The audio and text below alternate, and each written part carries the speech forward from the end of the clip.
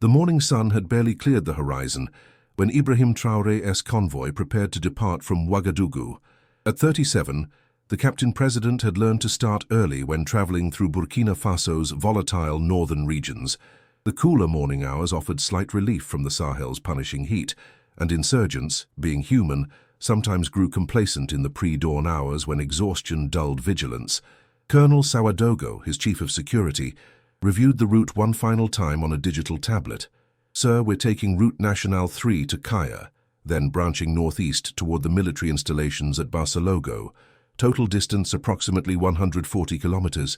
Estimated travel time 3 hours with security protocols." Traoré nodded, studying the map over Ouagadougou's shoulder. Kaya was the capital of the Centre-Nord region, an area that had seen increasing insurgent activity over the past year. The military installations they planned to visit had been holding defensive positions against repeated probing attacks, and the soldiers there needed to see their commander-in-chief, needed to know they hadn't been forgotten in the broader struggle for Burkina Faso's security. "What's the latest intelligence on Route 3?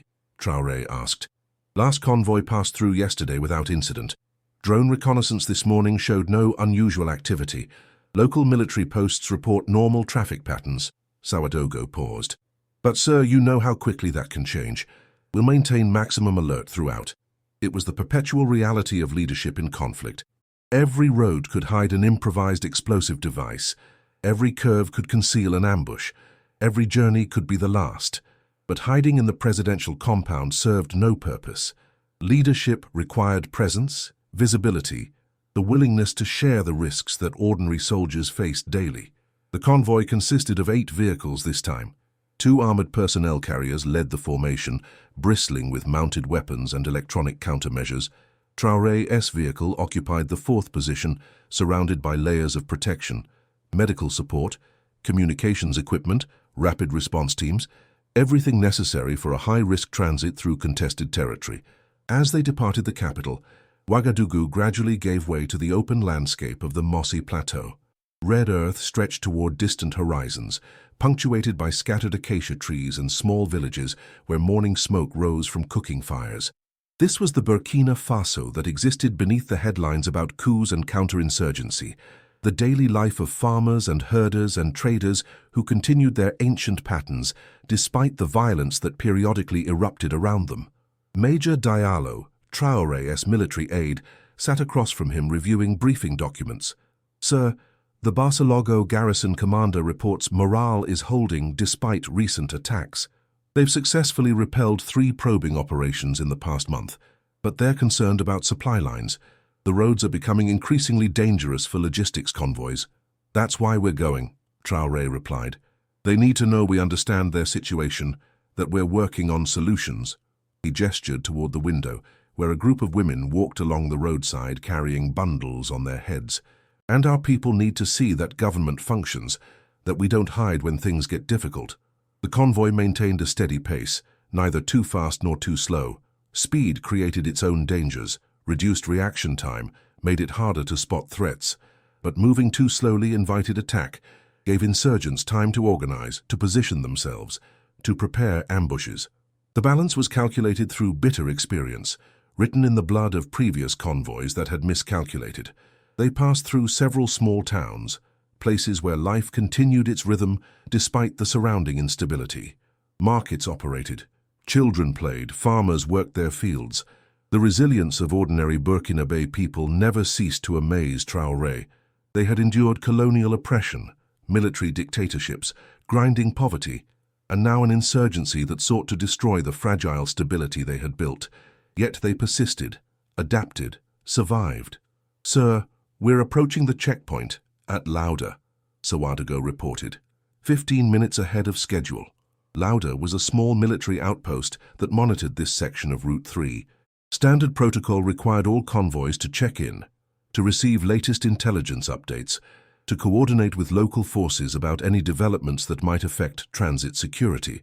It was one of dozens of such checkpoints scattered across Burkina Faso's road network, tiny islands of government control in a landscape where authority was increasingly contested. The convoy slowed as they approached the checkpoint's barriers. Soldiers moved into position, a practiced choreography of security protocols, Identification verified. Brief status update received.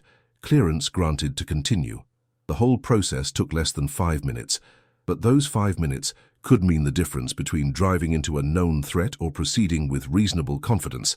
As they prepared to depart the checkpoint, a young soldier approached Sawadogo's window.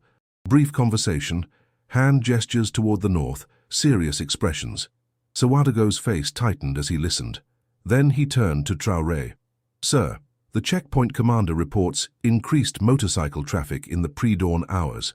Small groups moving northeast off the main road, could be nothing. Farmers going to fields, could be something else." "Your assessment?" Traoré asked. "Could be insurgent scouts, pre-positioning for an operation. The pattern matches previous ambush preparations, but it's also consistent with normal rural activity." Sawadogo paused. "I recommend we proceed with heightened alert, but maintain schedule. Changing routes now could actually increase risk if they're monitoring our movements." It was the eternal calculus of security in asymmetric warfare. React to every potential threat, and you became paralyzed, predictable, controllable. Ignore warning signs and you drove into disaster. The art lay in distinguishing real threats from background noise, in calibrating response to match actual danger rather than phantom fears. "Proceed as planned," Traoré decided, "but alert all vehicles, everyone stays sharp." The convoy rolled forward again, leaving Lauda behind. The landscape remained unchanged, red earth and scattered vegetation, the Sahel in its dry season austerity. But now every cluster of trees received scrutiny. Every distant figure on motorcycle drew attention. Every innocent feature of the terrain carried potential menace.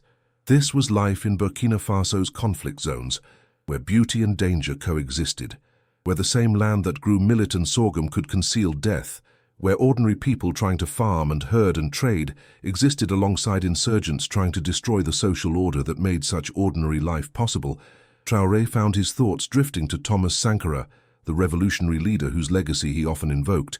Sankara had believed in self-reliance, in breaking dependency on former colonial powers, in empowering ordinary citizens, but Sankara had been assassinated, killed by those who found his vision threatening. That death, decades ago, had cast a long shadow over Burkina Faso's history, a reminder that leadership could be fatal, that vision could provoke violence. Yet what choice existed? Accept foreign military presence that might bring temporary security but permanent dependency. Allow insurgents to carve out territories where their brutal interpretation of religious law replaced civil society. Watch Burkina Faso fragment into competing zones of control, each more oppressive than the last. No. The only choice was to fight, to build, to persist, to visit soldiers in contested territories and show them they mattered, to develop domestic industries that could sustain independence, to forge alliances with Mali and Niger that respected sovereignty rather than subordinated it, to be present, visible, engaged, even when presence meant risk. The convoy continued northward, eating kilometers, closing the distance to Kaya. In 2 hours, they would arrive at the garrison, would meet with soldiers, would discuss operations and strategy and the 1,000 details that defined military effectiveness. In 2 hours, if everything went according to plan. But in war, Traoré had learned, things rarely went according to plan. Chapter 2. The Unexpected Encounter. 50 kilometers from Kaya, the landscape began to change subtly. The mossy plateau gave way to terrain that showed signs of the ongoing drought, vegetation more sparse. The red earth cracked and thirsty. Small farms dotted the roadside, fields where farmers coaxed crops from soil that seemed determined to yield nothing but dust. It was near one of these farms that the convoy encountered something unexpected. A young man stood at the side of the road, waving his arms frantically. He wore the simple clothing of a rural farmer, faded blue work shirt and brown pants patched at the knees, feet wrapped in worn plastic sandals. His face showed the kind of panic that immediately triggered alarm in security personnel, trained to recognize threats. "Contact right side," one of the lead vehicle commanders reported over the radio. "Single individual appears distressed. No visible weapons. Standard protocol for such encounters was clear. Don't stop. Individuals at roadsides could be bait for ambushes, suicide bombers, or simply desperate people whose problems, however legitimate, couldn't be addressed by a high-value convoy in hostile territory." The heartless calculus of war said, keep moving, maintain security, don't let sentiment override survival instinct. But something about the young man's behavior registered differently with Sawadogo, who had decades of experience reading human intention in conflict zones. The panic seemed genuine rather than performed. The positioning was wrong for an ambush trigger. And most tellingly, the young man was running toward the convoy rather than away from it, showing no concern for the very real possibility that nervous soldiers might open fire on anyone approaching aggressively. Slow, but don't stop, Sawadogo ordered. Gunners maintain coverage on surrounding area. If this is a setup, they'll reveal themselves when we engage. The convoy reduced speed, vehicles compressing as the lead element decelerated, soldiers visible in the armored carriers tensed, weapons tracking potential threat vectors. Eyes scanned tree lines, studied distant buildings, watched for the telltale signs of hostile activity, unnatural stillness, glints of metal, geometric shapes that didn't belong in organic landscapes. Nothing, just a young farmer still waving desperately, now shouting something that couldn't be heard over engine noise. He's saying something about danger, the lead vehicle's interpreter reported, reading lips and body language. Keep repeating, danger ahead, and pointing down the road. Traoré leaned forward, studying the young man through reinforced windows. Fear was evident in every line of his body, but it wasn't the fear of someone complicit in an ambush. This was the fear of someone who had seen something terrible and was trying to prevent worse. Stop the convoy, Traoré ordered, but maintain defensive positions. I want to hear what he has to say. Sawadogo looked like he wanted to argue, but discipline won. All units, halt and establish perimeter. Weapons hot. Anyone emerges from anywhere. You have authorization to engage. The convoy stopped, engines idling, soldiers deploying into defensive positions with practiced efficiency. The young farmer had also stopped, standing perhaps 20 meters away, hands raised to show he held no weapons, chest heaving from exertion and fear. What's your name? Sawadogo called out in Moray, the most common language in this region. Seydou Ouedraogo, please, you have to listen. The young man's voice cracked with urgency. There are men ahead, bad men, with guns and bombs. They're waiting for soldiers to come. They're waiting to kill. Several soldiers exchanged glances. This could still be a ruse, a way to delay the convoy while attackers positioned themselves, but the specificity of the warning suggested otherwise. Generic warnings were cheap, but details about weapons and bombs indicated actual observation. How far ahead? Sawadogo demanded. How many men? Maybe 5 kilometers, near the bend by the old baobab tree. I don't know how many. I was too scared to count, but I saw guns, big guns on motorcycles. And I saw them digging in the road, I think planting bombs. The words tumbled out in a rush, terror and urgency battling for dominance in his voice. Major Diallo had joined Sawadogo, both men assessing the situation with the cold calculation of professional warriors. Sir, Diallo addressed Traoré, we need to make a decision. If he's telling the truth, we're approaching a prepared ambush site. If he's lying or mistaken, we're wasting time and potentially exposing ourselves here. Bring him closer, Traoré said. I want to look him in the eyes. Against every security protocol, against Sawadogo's visible resistance, Traoré stepped out of his vehicle. Immediately, soldiers adjusted positions, creating a human shield around him, weapons oriented outward. But Traoré walked forward several paces, putting himself in clear view of the terrified farmer. Seydou, he called, using the young man's name. Come closer, slowly, keep your hands visible. The farmer approached, trembling, eyes wide. As he came within a few meters, Traoré could see he was younger than initially apparent, probably only 20 or 21. A boy, really, thrust into manhood by the brutal circumstances of life in conflict zones. Look at me, Traoré said gently. Tell me exactly what you saw. Seydou's eyes locked with Traoré's, and in that moment, the Captain President saw truth. Not deception, not performance, but genuine terror mixed with desperate hope that someone with power might listen, might act, might prevent the violence he had witnessed being prepared. I was checking my father's fields before dawn, Seydou began, his voice steadier now that someone was actually listening. Near the old baobab, where the road curves, I heard motorcycles, many of them, coming from the bush. I hid in the millet stalks and watched. He swallowed hard, reliving the fear. There were maybe 15 or 20 men, all dressed in dark clothes, carrying weapons. They stopped at the curve and some of them started digging in the road, while others took positions in the trees and rocks on both sides. "Did they see you?" Major Diallo asked sharply. "No, sir. I stayed very still, very quiet. My father taught me how to hide in the fields when trouble comes. He learned during the wars before I was born." Seydou's hands shook as he spoke. "After they finished, most of them rode away, but some stayed hiding. I waited until I was sure they couldn't see me. Then I ran. I ran to the road, hoping soldiers would come, hoping someone would listen." "Why didn't you go to the nearest military post?" Sawadogo challenged. "That's 30 kilometers from my farm, and I have no motorcycle, no vehicle. I would still be running. But I knew soldiers use this road. I've seen convoys before. I prayed someone would come before it was too late." Chapter 3. The Decision Point. Ibrahim Traoré studied Seydou Ouedraogo's face for a long moment. The young farmer met his gaze without flinching, despite the fear that clearly gripped him. Around them, the convoy remained in defensive posture, soldiers alert for any sign that this was an elaborate trap, that insurgents might be closing in even now. But Traoré's instinct, honed through years of combat and leadership, told him this was genuine. The details were too specific, the fear too authentic, the risk too great for a deliberate deception. If Seydou were part of an ambush plan, he would have run away after delaying the convoy, not stood here answering questions, exposing himself to potential retaliation.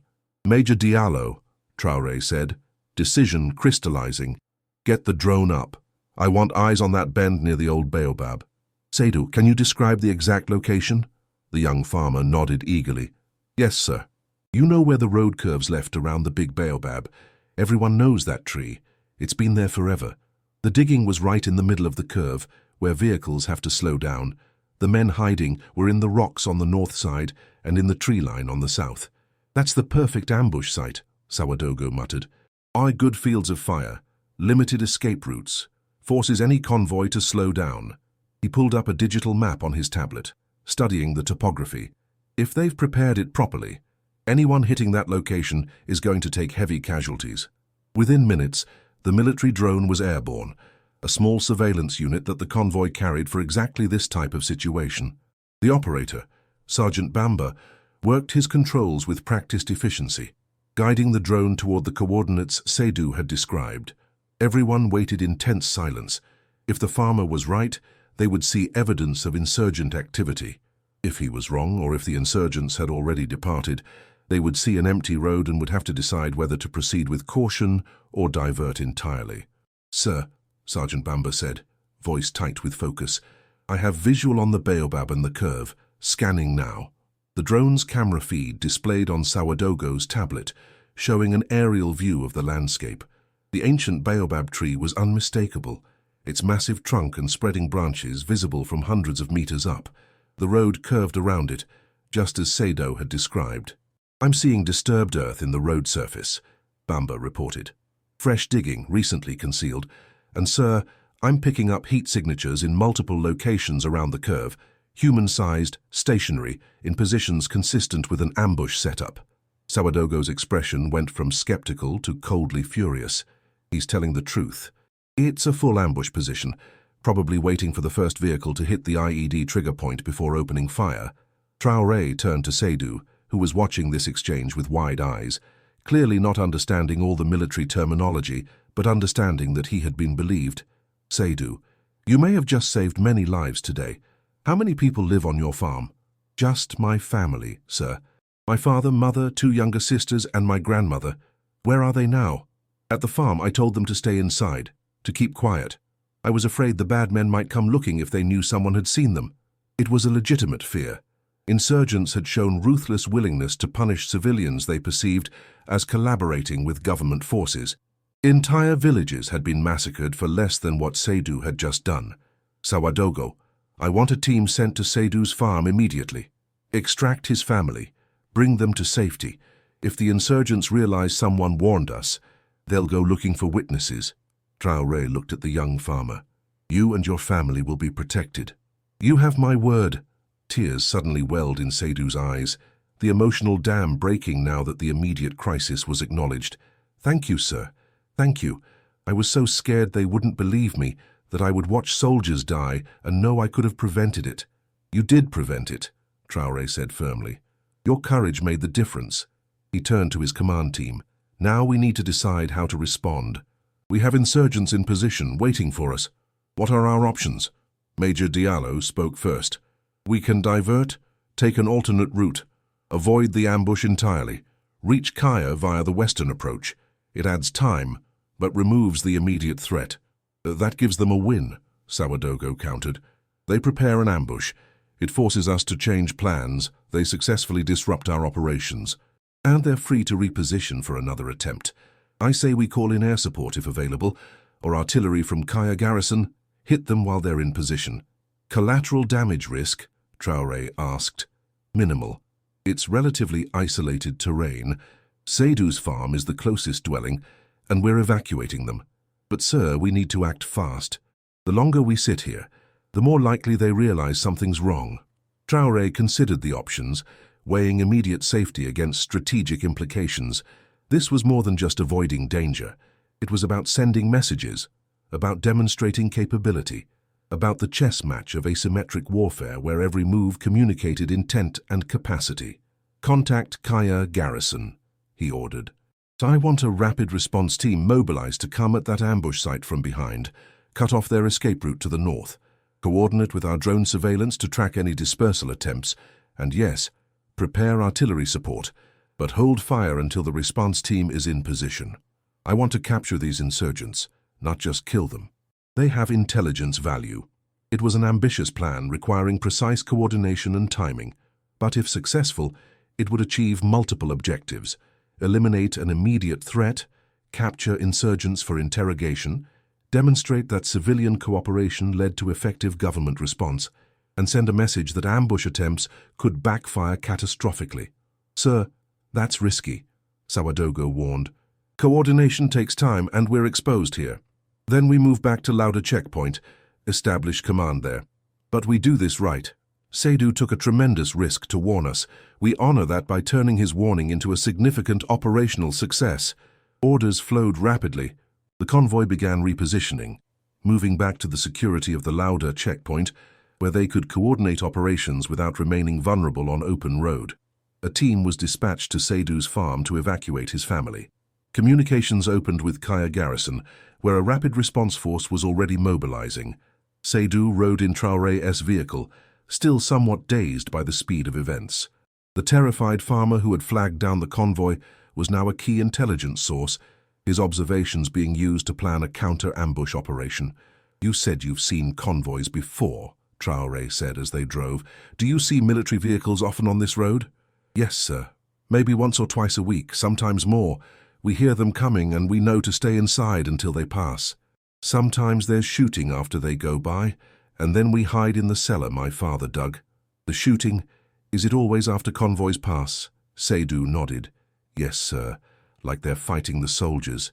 We hear explosions too, big ones. Then sometimes soldiers come back, going the other direction, and some of the vehicles are damaged. It painted a picture of persistent harassment, of insurgents who had learned the convoy patterns, who waited along this route, knowing government forces used it regularly. This ambush wasn't opportunistic. It was part of a sustained campaign to make the roads unusable, to isolate military outposts, to demonstrate that government authority didn't extend beyond fortified positions. Has anyone from the military or government ever asked you about what you see? Traoré asked. No, sir. Soldiers pass by, but they never stop at farms, never talk to us. We're just farmers. Who would listen to farmers? I'm listening, Traoré said quietly. And from now on, others will listen too. Chapter 4. The Counter-Ambush. At Lauda checkpoint, operations were coordinated with efficiency born of necessity.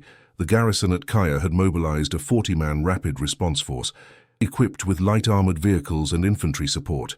They were already en route, approaching the ambush site from the north, using secondary roads that kept them off the main route where the insurgents waited.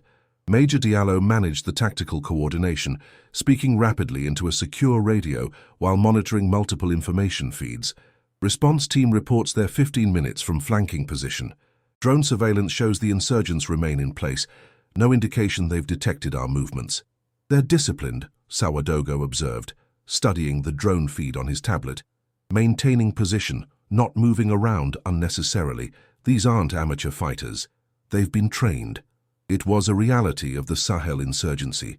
The groups operating in Burkina Faso weren't random bandits or poorly organized militias. They received training, often from experienced jihadists who had fought in other conflicts. They employed sophisticated tactics, used modern communications equipment, and showed operational security that rivaled government forces.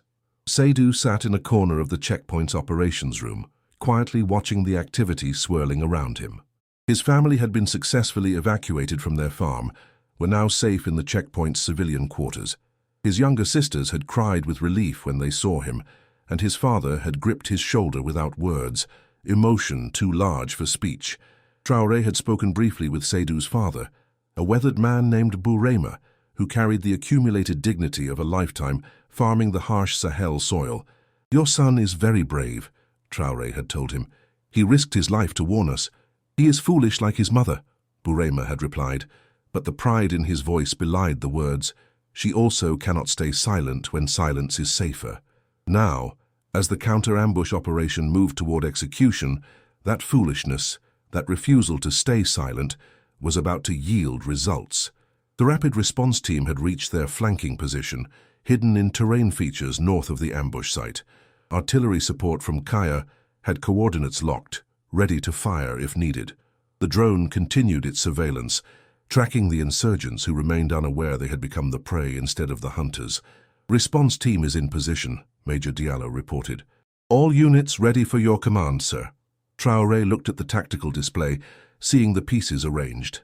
His convoy's diversion had likely puzzled the insurgents, who would be wondering why their expected target hadn't appeared. But they remained in place, perhaps assuming the delay was temporary, that their opportunity would still come. They were about to learn otherwise. "Execute," Traoré ordered. The operation unfolded with choreographed precision. The rapid response team moved first, advancing on the insurgent positions from behind, cutting off retreat routes to the north. Simultaneously, the drone surveillance was supplemented by 2 military helicopters that had scrambled from Kaya, providing both reconnaissance and fire support capability. The insurgents, realizing too late that they were surrounded, attempted to scatter. Some tried to flee on motorcycles, only to find routes blocked by the response team. Others took defensive positions in the rocks and trees they had chosen for the ambush, now forced to use that cover against attackers coming from an unexpected direction. The firefight lasted 17 minutes. It was a one-sided engagement, with government forces holding every advantage: surprise, position, numerical superiority, and air support. When it ended, 8 insurgents were dead. 6 had been captured alive, and the rest had managed to escape into the dense bush where even helicopters couldn't effectively track them. More importantly, the captured insurgents included one who appeared to be a senior leader, based on his age, and the deference other prisoners showed him. And the bomb disposal team that swept the ambush site found and safely disarmed 3 improvised explosive devices, sophisticated weapons that would have devastated any convoy unlucky enough to trigger them.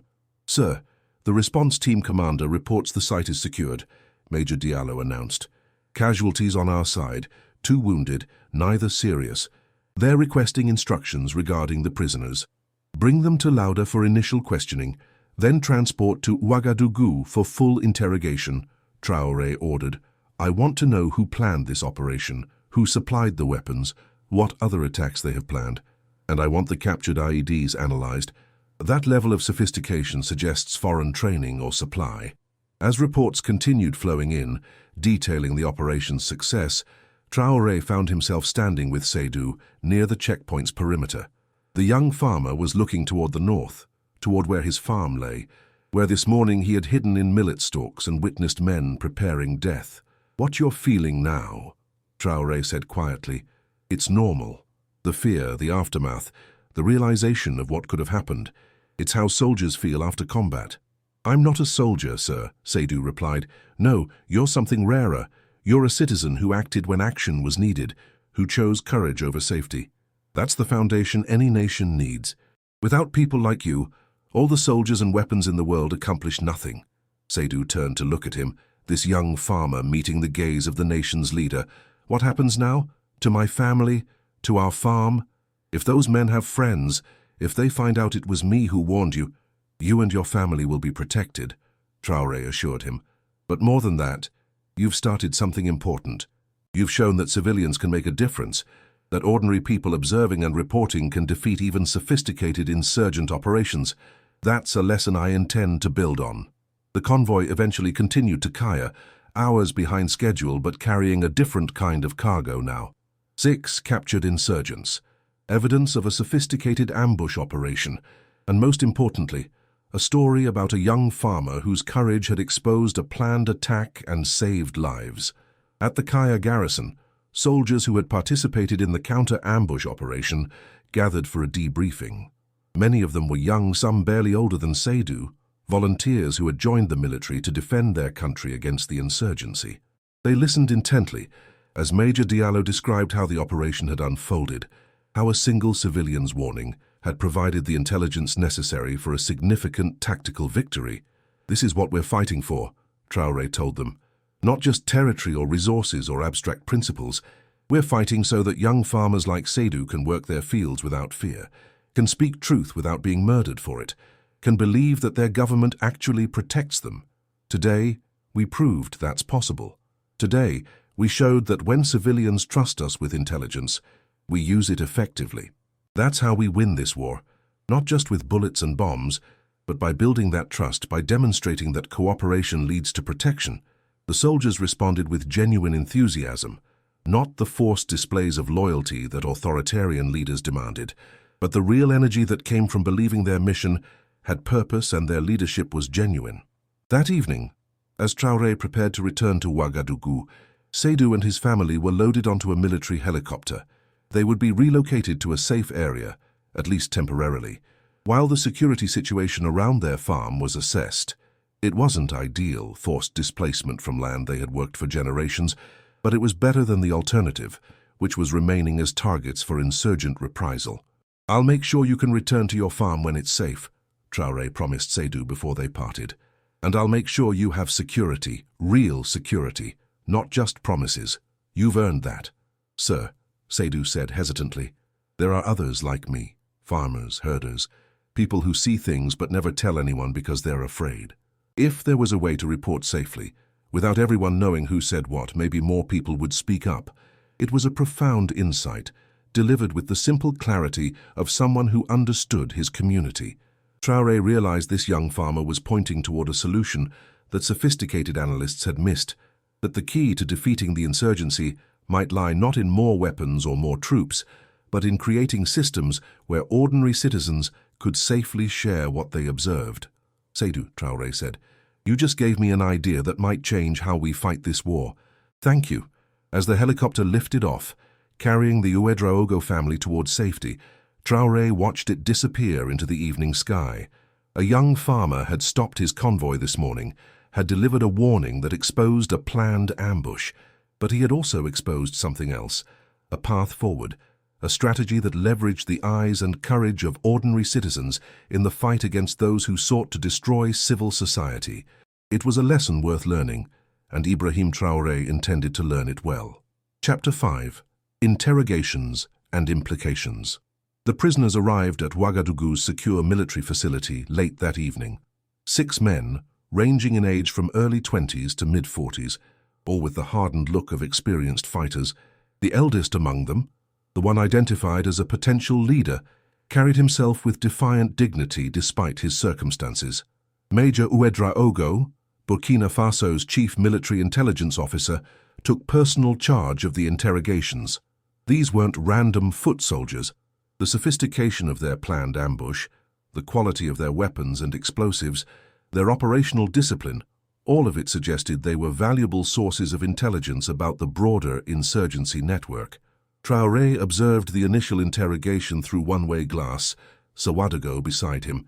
The lid prisoner sat calmly in the interrogation room, showing no signs of the fear or confusion that often characterized captured insurgents.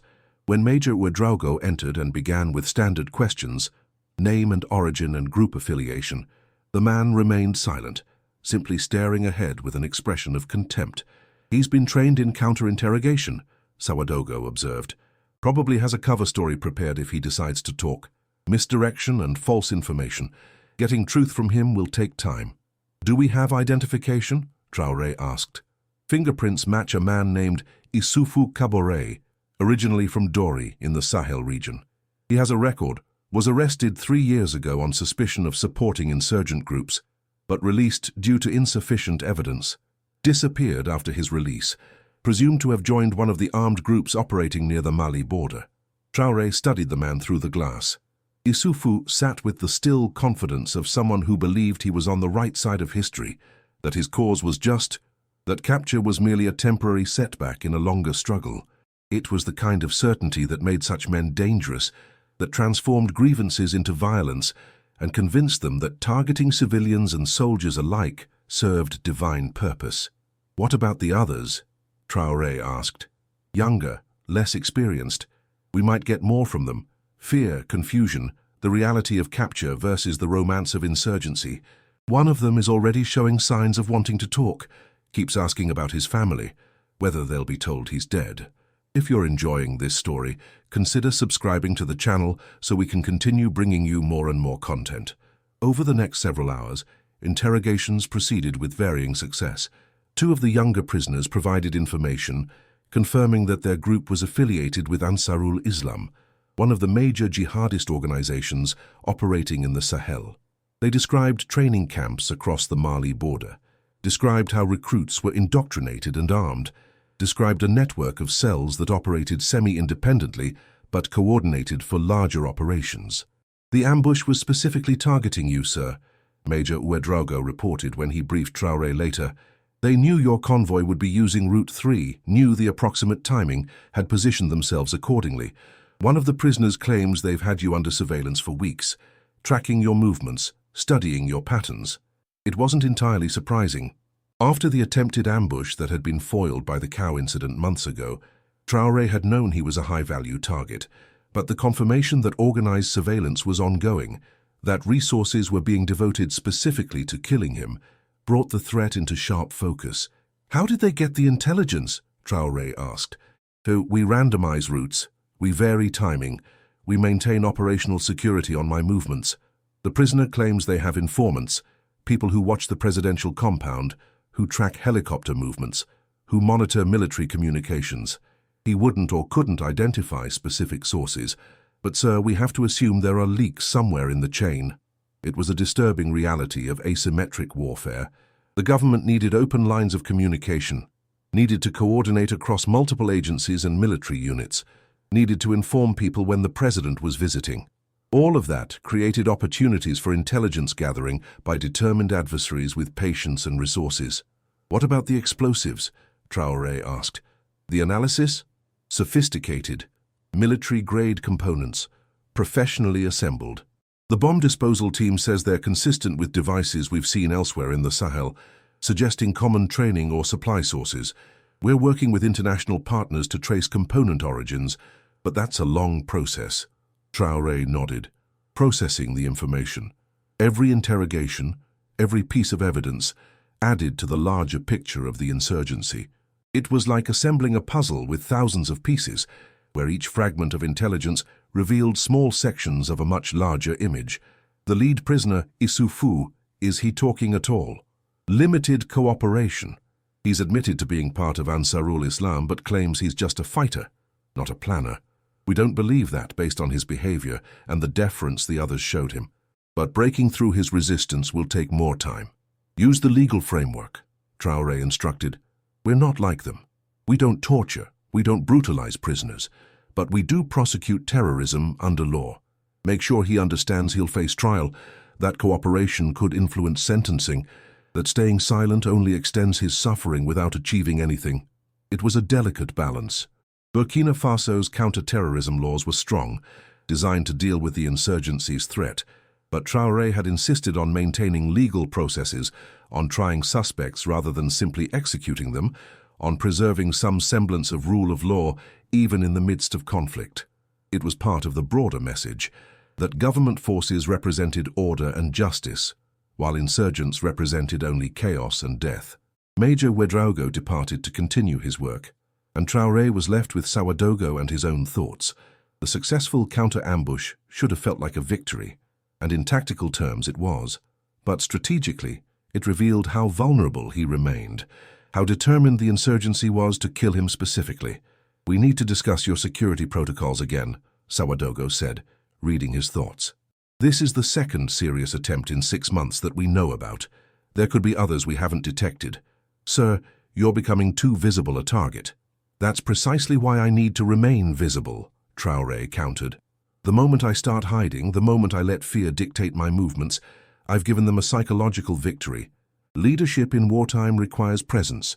Leadership from a coffin is useless," Ouedraogo replied bluntly. "Sir, I understand the political necessity of visibility, but we need to find a better balance between presence and safety. Vary your schedules more, use decoys, limit advance notice of your movements. Make it harder for them to know when and where you'll be." It was sound advice, and Traoré knew it. The romance of revolutionary leadership, the image of a fearless leader sharing his soldiers' risks, had to be balanced against the practical reality that his death would potentially destabilize Burkina Faso at a critical moment. He had become, whether he wanted it or not, a symbol, and symbols had to be protected, even if the people they symbolized chafed at the restrictions. "Agreed," Traoré said. "I work with my staff on enhanced protocols, but Ouedraogo makes sure it doesn't become paralysis. I still need to visit troops. I still need to show presence in contested regions. We just need to be smarter about how and when." Later that night, unable to sleep, Traoré found himself in his office reviewing reports from the day's events. The successful counter-ambush had generated positive coverage, both domestically and internationally. Social media was celebrating the operation, particularly the role of Seydou, the young farmer whose courage had exposed the ambush. Already, people were calling him a hero, sharing stories about civilian resistance to insurgency, but one report caught Traoré's attention more than the others. It was from the Rural Observer Network, the intelligence gathering system that had been established after the cow incident. In the 24 hours since news of Seydou's warning had spread, the network had received 17 new volunteer registrations and 5 new intelligence reports from civilians who had previously remained silent about suspicious activities they'd witnessed. It was a small number, statistically insignificant in a nation of 23 million people, but it suggested something important, that when citizens saw their cooperation led to effective action, when they saw that warnings were taken seriously and resulted in protection rather than reprisal, they became willing to engage, to trust, to participate in their own security. This was the path forward that Seydou had illuminated. Not more checkpoints or more soldiers or more weapons, though all of those remained necessary, but building a network of ordinary citizens who felt safe enough and valued enough to share what they observed, creating a web of eyes and ears that insurgents couldn't evade no matter how careful their planning. Traoré began drafting a memo to Major Ouedraogo and his intelligence team. Expand the Rural Observer Network. Invest in secure communication systems that protected informant identity. Create response protocols that demonstrated clear connections between civilian intelligence and successful security operations. Train military personnel to work with civilian informants respectfully, recognizing that farmers and herders weren't soldiers, but were equally important to ultimate victory. It was past midnight when he finally set down his pen. Outside his window, Ouagadougou slept or pretended to sleep. In that way cities did even when anxiety hummed beneath surface calm. Somewhere in the military facility, 6 insurgents occupied cells, their planned ambush transformed from threat into intelligence opportunity. Somewhere in a safe house, Seydou Ouedraogo and his family tried to adjust to displacement from their farm, paying the price for his courage. And somewhere across the vast expanse of the Sahel, other insurgents were planning other attacks, other ambushes, continuing the grinding conflict that had consumed Burkina Faso for years. The war wasn't over. Today's victory didn't guarantee tomorrow's survival, but it illuminated a strategy, pointed toward an approach that might, eventually, tip the balance toward stability and peace. That was enough for now. Small victories, incremental progress, the slow accumulation of lessons learned and capabilities built. This was how wars were won, not in dramatic, decisive battles, but in the patient work of making the insurgency's task progressively harder while making government's task progressively easier, Ibrahim Traoré turned off his office light and headed home, carrying with him the weight of leadership, the satisfaction of lives saved, and the knowledge that tomorrow would bring new challenges, new threats, new opportunities to either advance or lose ground in the struggle for Burkina Faso's future. Chapter 6. Building Momentum. The success of the counter-ambush operation generated ripple effects across Burkina Faso's security establishment. Within a week, 3 separate military units reported receiving intelligence from civilian sources about insurgent activities in their areas of operation. 2 of these reports led to successful interdiction of weapons shipments. The third helped identify a suspected insurgent safe house, though by the time military forces arrived, it had been abandoned. Colonel Zerbo, Traoré's deputy, presented analysis of these developments during a Security Council meeting. "Sir, we're seeing a measurable increase in civilian cooperation. The Seydou incident seems to have created a demonstration effect. People who previously stayed silent are now reaching out, tentatively, testing whether the government will actually protect them if they provide information." "What's the quality of information we're receiving?" Minister of Defense Joseph asked. "There's a risk of being overwhelmed with noise, with people reporting every suspicious motorcycle or unfamiliar face. How do we separate actionable intelligence from background anxiety?" "That's the challenge," Major Ouedraogo acknowledged. "We've established a filtering system. Initial reports go to regional intelligence coordinators who assess credibility and urgency. High-priority items get immediate action. Medium-priority items get investigation. Low-priority items get filed for pattern analysis. It's not perfect, but it's working better than having no civilian intelligence at all." Traoré listened to the discussion, pleased with the progress but mindful of the challenges. Building trust with rural communities after years of mutual suspicion wouldn't happen overnight, and there were risks. If insurgents discovered that civilian cooperation was increasing, they might intensify intimidation efforts, might target communities perceived as collaborating with government forces.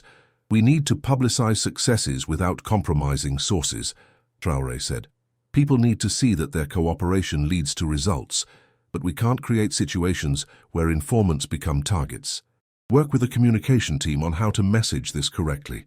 After the meeting, Traoré met privately with Seydou Ouedraogo, who had been brought to the presidential compound for a follow-up conversation. The young farmer looked uncomfortable in the formal setting, still wearing the simple clothes of rural life that marked him as distinctly out of place among the uniforms and suits of government officials. "How is your family adjusting?" Traoré asked, gesturing for Seydou to sit. "It's difficult, sir. My sisters miss the farm. My father worries about the fields, whether someone is tending them, whether our property will be stolen. My mother tries to keep everyone calm, but I can see the stress." Seydou paused. "They don't blame me, but I feel responsible for displacing them." "You're not responsible. The insurgents are responsible. You simply refused to be silent while they prepared to kill people." Traoré leaned forward. "Seydou, I want to talk to you about something important. Your actions have inspired others to come forward with information. We're receiving reports from civilians across the Sahel region, people who are following your example. But I need your help with something." "Anything, sir. I want you to speak publicly about what you did and why, not specific operational details, but the decision-making process, the fear you felt, the reasons you chose to act despite that fear.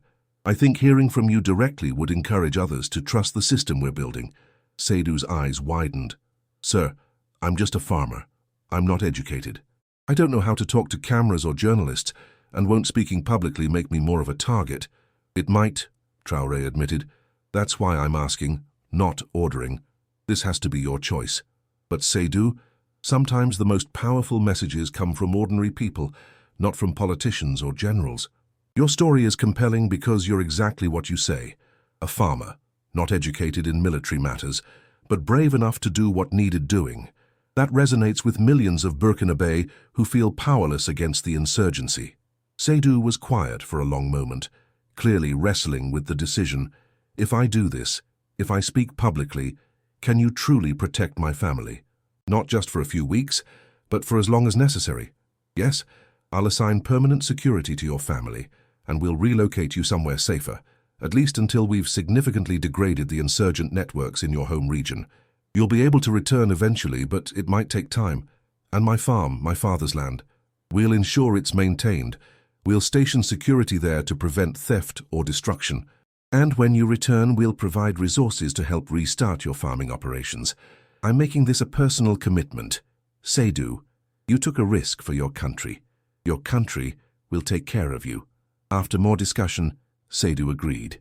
The press conference was scheduled for the following week, allowing time for preparation and security arrangements.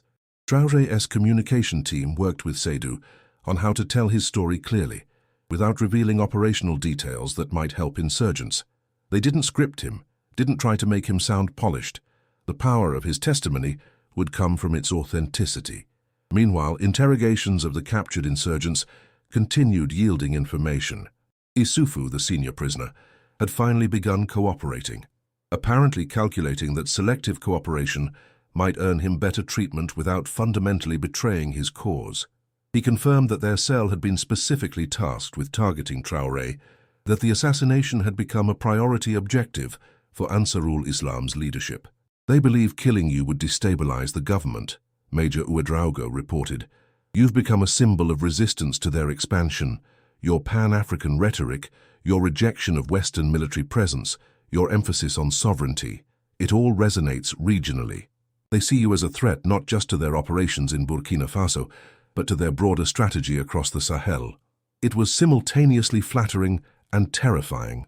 Traoré had wanted to inspire resistance to foreign dependency and to build genuine African solutions to African problems. He hadn't fully anticipated becoming a target for those who saw any centralized government as illegitimate, who believed their extreme interpretation of religious law should replace civil society entirely. What about their network? Traoré asked. Issoufou mentioned training camps and supply lines. Can we use that information operationally? We're developing targeting packages now. Some of the locations he described are in Mali, which requires coordination with their government or with the Alliance of Sahel States framework. Others are in remote areas of northern Burkina Faso that we could reach with our own forces. But, sir, we need to move carefully. If we act too quickly, we tip our hand that we have good intelligence from prisoners. Better to develop a broader operation that hits multiple targets simultaneously. It was the constant tension in intelligence work. Use information immediately and gain tactical advantage, or wait and build toward strategic impact. Traoré trusted Ouedraogo's judgment on such matters. The major had spent years in intelligence work, understood the delicate chess game of information and counter-information. Develop the broader operation, Traoré authorized, but move as quickly as possible. We can't let them reposition or adapt while we're planning. The week passed quickly, filled with the normal demands of governance, economic policy discussions, diplomatic meetings, administrative decisions, the 1,000 details that consumed a head of state's time even during military conflict. But throughout it all, Traoré felt a growing sense that something important was shifting in the fight against the insurgency. The day of Seydou's press conference arrived. It was held at the presidential compound, with both domestic and international media present. Seydou sat at a simple table, looking nervous but determined, flanked by Traoré and Major Ouedraogo. When asked to tell his story, Seydou spoke simply and directly. He described farming near Kaya, described seeing armed men preparing an ambush, described the fear that paralyzed him initially, and then the realization that he could either act or live with the knowledge that his silence had cost lives. "I'm not a hero," he said at one point. "I was terrified. I'm still terrified. But I thought about my family, about my neighbors, about all the people who have died in this violence. And I realized that if everyone stays silent, if everyone is too scared to speak, then the bad men win by default. They want us paralyzed by fear. So I decided not to be paralyzed." The question and answer session that followed was remarkable. Journalists asked about his background, his motivations, whether he worried about reprisal. Seydou answered honestly, acknowledging fear while explaining that the government had protected his family, that he believed cooperation was possible if people could trust they wouldn't be abandoned after providing information. To other farmers, to herders, to ordinary people who see things, Seydou said when asked what message he had for other civilians, "I want to say that staying silent doesn't keep you safe. The violence comes whether you speak or not. But speaking, cooperating with security forces, it might actually make a difference. It did for me. I warned about an ambush, and soldiers lived because of it. That matters. That's worth the fear. The coverage was extensive. Domestic media portrayed Seydou as a folk hero, an ordinary citizen who had shown extraordinary courage. International media focused on the counterinsurgency implications, discussing how civilian intelligence networks could shift the balance in asymmetric warfare. Social media exploded with commentary, most of it positive, though some criticized Seydou as a collaborator or questioned whether his story was propaganda. But the most significant impact came in the week following the press conference. The Rural Observer Network received 43 new volunteer registrations. Intelligence reports from civilian sources jumped significantly, and most tellingly, 2 separate communities in the Sahel region organized their own watch systems, networks of farmers and herders who coordinated observations and shared information with local military posts. "It's working," Colonel Zerbo reported with barely contained excitement. "We're seeing spontaneous organization. Communities taking initiative to protect themselves by partnering with government forces. This is exactly what we needed. Bottom-up security cooperation rather than top-down imposed control." Traoré allowed himself cautious optimism. One press conference and one brave farmer weren't going to win the war. The insurgency remained dangerous, well-funded, and determined. But a shift had begun, a change in the dynamic that might eventually prove decisive. When civilians stopped being passive victims and became active participants in their own security, insurgents lost one of their primary advantages, the ability to move invisibly through rural areas, camouflaged by the silence of terrified populations. "What about Seydou?" Traoré asked. "How is he handling the attention?" "Remarkably well, actually. He's received some threats in which we're monitoring and taking seriously, but he's also received support from across the country, people sending messages of thanks, offering assistance to his family. He's become a symbol of resistance, but not military resistance, civilian resistance, moral resistance. The idea that ordinary people can make a difference." It was precisely the message Traoré wanted to amplify. His own leadership, his military background, his revolutionary credentials, all of that had value. But sustainable peace couldn't be imposed by leaders. It had to be built by citizens who believed their participation mattered, who trusted their government enough to cooperate, who saw evidence that cooperation led to protection and security. This was the lasting legacy of that morning, when Seydou had flagged down a convoy to warn of danger ahead. Not just the tactical victory of the counter-ambush, not just the intelligence gained from captured insurgents, but the demonstration that civilian courage, properly supported and protected, could be a decisive weapon in the fight for Burkina Faso's future. Chapter 7. The Expanding Network. 3 weeks after Seydou's press conference, Major Ouedraogo presented a comprehensive briefing on the Rural Observer Network's evolution. The statistics were remarkable. Registration had grown from a few dozen participants to more than 200 active observers across the Sahel region. Intelligence reports had increased exponentially, and while many provided background information rather than immediate threats, the cumulative effect was a dramatically improved understanding of insurgent movement patterns and support networks. "We're identifying courier routes, supply caches, recruitment patterns," Ouedraogo explained, pointing to a digital map overlaid with data points. Each individual report might seem insignificant, but when we aggregate them, patterns emerge. For instance, we now know there's a regular supply route moving weapons and ammunition from Mali through the Odolan province. We've tracked at least 15 transits in the past month, based on civilian observations.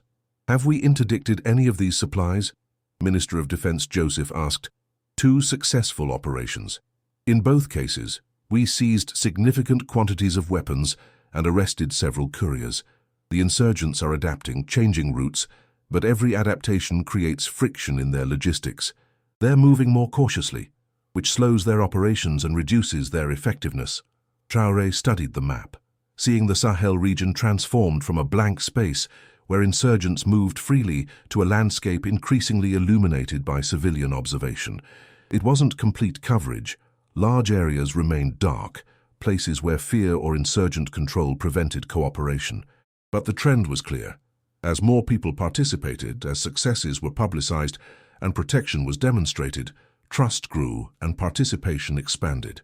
"What about reprisals?" Traoré asked. "Have insurgents targeted communities they suspect of cooperation?" 3 incidents we know of, 2 attacks on villages, 1 assassination of a suspected informant. We've responded in each case with increased security presence and visible retaliation against insurgent positions in those areas. The message we're trying to send is that cooperation triggers protection, not abandonment. It was the crucial element of the strategy. Rural populations had learned through bitter experience that cooperation with government forces often led to insurgent reprisal without effective protection. Breaking that pattern required demonstrating that the government could and would defend those who helped. It meant committing military resources to protect informants, meant prioritizing defense of cooperative communities, meant being willing to engage insurgents even in remote areas where strategic value was minimal, but symbolic importance was crucial. "We need to accelerate the protective response," Traoré directed. "First, when we receive intelligence from a community, we need to ensure that community sees increased security presence immediately, not weeks later. Speed matters. People are watching to see if we follow through." Colonel Zerbo raised a concern.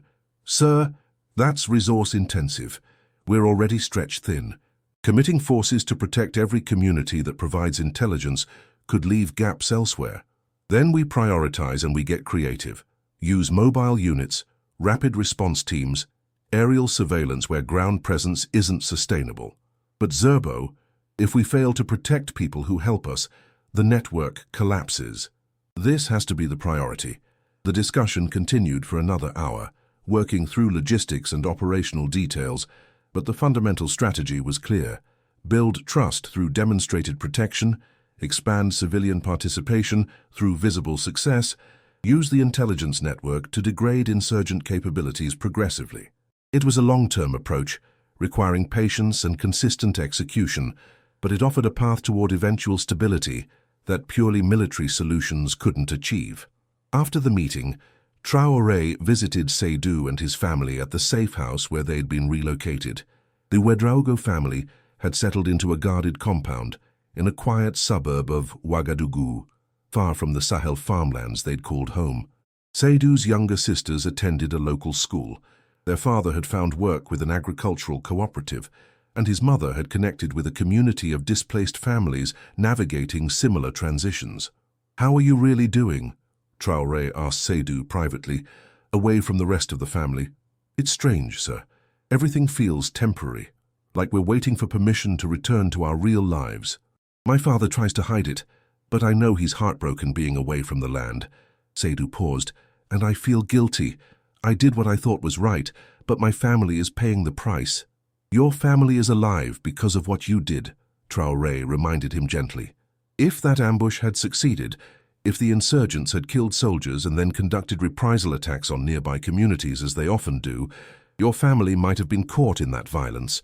You didn't just warn about danger to the convoy, you prevented a chain of violence that could have consumed your entire region. I tell myself that, but it doesn't make the displacement easier." Traoré understood. Seydou was experiencing what soldiers knew well, that doing the right thing often carried personal costs, that virtue wasn't always rewarded with comfort, that heroism in the abstract was very different from the lived experience of consequences. The young farmer had been brave, had acted when action was needed, and now he lived with the aftermath. "I have something to tell you," Traoré said. "Intelligence we've gathered suggests the specific cell that prepared that ambush had planned follow-up operations in your area. If we hadn't disrupted them, if they'd succeeded in their attack on my convoy, they would have used that momentum to expand control in the Kaya region. Your farm, your village, would have been in their target zone. So yes, you're displaced now. But the alternative was likely being caught in an active conflict zone. You saved more than you know." Seydou absorbed this silently. Then, "Sir, I've been thinking, now that people know who I am, now that I've spoken publicly, I can't go back to being anonymous.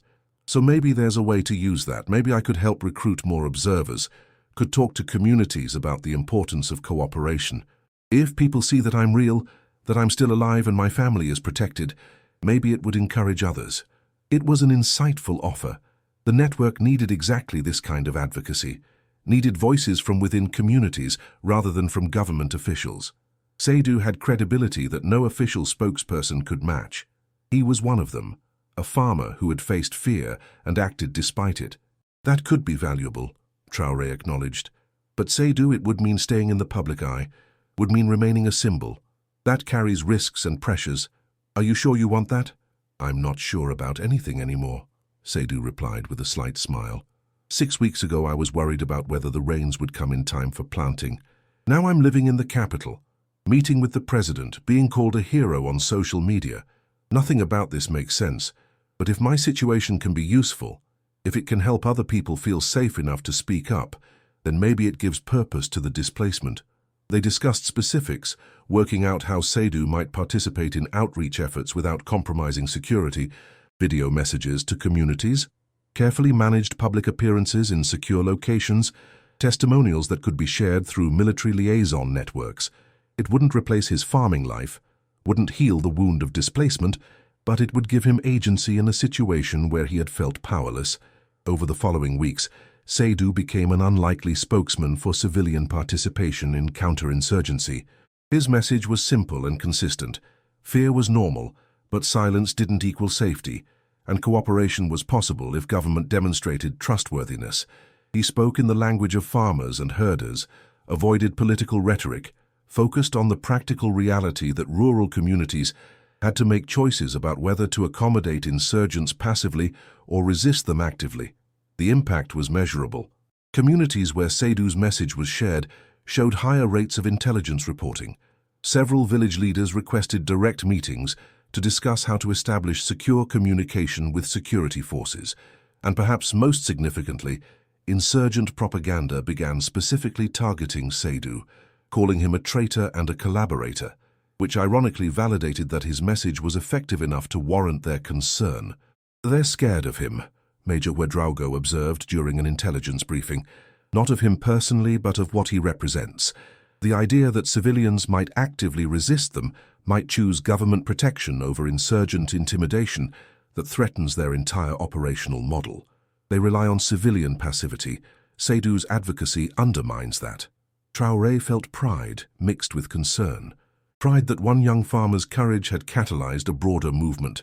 Concern that Seydou's visibility made him a target, that insurgents might expend resources specifically to kill him in order to send a message that cooperation carried fatal consequences. "Increase his security detail," Traoré ordered, "and make the security visible. I want people to see that we protect those who help us. The insurgents want to kill Seydou to intimidate others. We want to protect him to demonstrate that cooperation leads to protection." It was a high-stakes game of competing narratives. The insurgency offered a simple message: cooperate with government and die. The government needed to offer an equally compelling counter-message: cooperate with us and live. Resist insurgents and be protected. Proving the government's message required actually delivering on the protection promise, which meant committing resources even when strategic logic might suggest those resources were needed elsewhere. As weeks turned into months, the Rural Observer Network became institutionalized within Burkina Faso's security apparatus. What had begun as an improvised response to Seydou's warning evolved into a formal program with dedicated personnel, secure communication infrastructure, protection protocols, and integration with military operations planning. It wasn't perfect. Intelligence quality varied widely, false alarms were common, and some regions remained too dangerous for civilian cooperation. But the trend was undeniable. Where the network functioned, insurgent operations became more difficult, government forces became more effective, and rural communities felt more connected to and protected by their national government. "We're seeing a measurable decline in successful insurgent attacks in network-active regions," Colonel Zerbo reported in a comprehensive analysis. "Our attacks still happen, but they're less effective because we have advance warning. Insurgent movements are being tracked and disrupted. Supply lines are being interdicted. The operational environment is becoming hostile to them in ways that purely military operations couldn't achieve." It was exactly the outcome Traoré had hoped for when he'd first spoken with Seydu about turning one farmer's courage into a broader strategy. The war wasn't won. Insurgents adapted, shifted tactics, found new routes and new methods, but the balance had shifted measurably toward government forces, not primarily through military superiority, but through the simple expedient of listening to and protecting ordinary citizens who chose to share what they observed. This was the lesson of the young farmer who had warned Traoré of danger on the road. Not that heroism was easy or consequence-free, not that one person could change everything alone, but that when courage was supported and protected, when individual acts were amplified into collective systems, when governments actually served and protected their citizens rather than merely commanding them, then even sophisticated insurgencies could be defeated by the accumulated vigilance of ordinary people refusing to be silent.